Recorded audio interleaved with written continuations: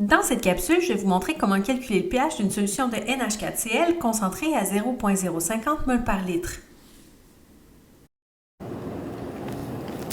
Comme d'habitude, la première chose que je dois me poser comme question, c'est la nature acido-basique de ce que j'ai en solution.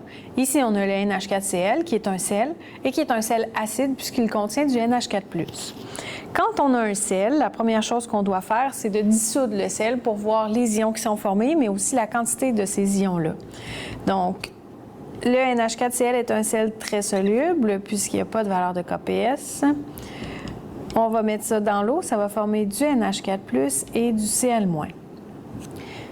Comme c'est une réaction directe, le sel sera complètement transformé en ion. Je n'avais pas de NH4+ de départ, puis je n'avais pas de Cl- non plus.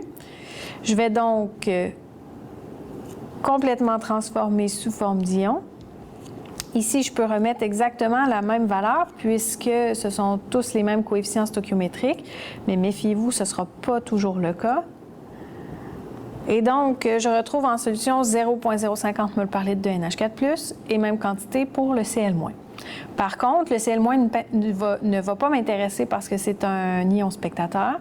Ce qu'on va faire réagir dans l'eau maintenant et qui va être notre étape suivante, ça va être le NH4+. Donc, le NH4+, lorsque je fais réagir ça dans l'eau, ça va me donner une réaction à l'équilibre puisque c'est une espèce faible.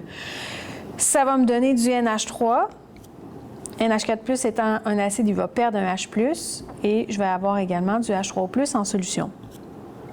Je fais mon tableau IRE. La quantité initiale de NH4+, c'est la quantité qui provient de mon sel, c'est-à-dire mon 0,050 mol par litre. L'eau, on ne le considère pas parce que c'est un liquide. On n'a pas de NH3 de départ et on n'a pas de H3O+, puisqu'on considère négligeable là, les H3O+ qui proviennent de l'eau. Comme c'est à l'équilibre, je ne sais pas la quantité qui va réagir, donc j'utilise une variable, moins x et plus x ici.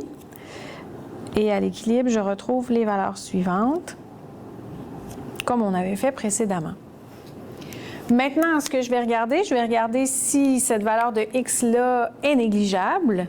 Donc, on va vérifier si notre approximation est valable. L'approximation, je vous rappelle, on va regarder la concentration de NH4+, divisé par la constante d'acidité de cet acide-là, alors mon 0,050, divisé par la valeur de la constante d'équilibre.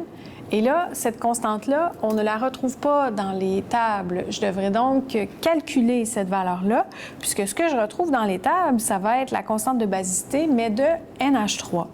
Alors, souvent, quand on va avoir des sels, il va falloir retrouver la constante que vous devrez utiliser pour résoudre le problème. Comment on procède? Bien, la constante de l'eau, ça va être égal au Ka fois la constante de basicité. Dans ce cas-ci, la constante de l'eau, c'est toujours 1 par 10 moins 14. La constante d'acidité, c'est ce qu'on cherche, fois la constante de basicité qui est 1,8 par 10 à la moins 5. Et donc, si j'isole, je retrouve que ma valeur de Ka, c'est 5,6 par 10 à la moins 10. C'est donc cette valeur que je vais venir utiliser ici pour vérifier mon approximation. Donc, ma concentration, je vais la diviser par 5,6 par 10 moins 10. Et évidemment, ça va me donner plus grand que 100. Je peux donc négliger ma valeur de x. L'approximation, elle est valable.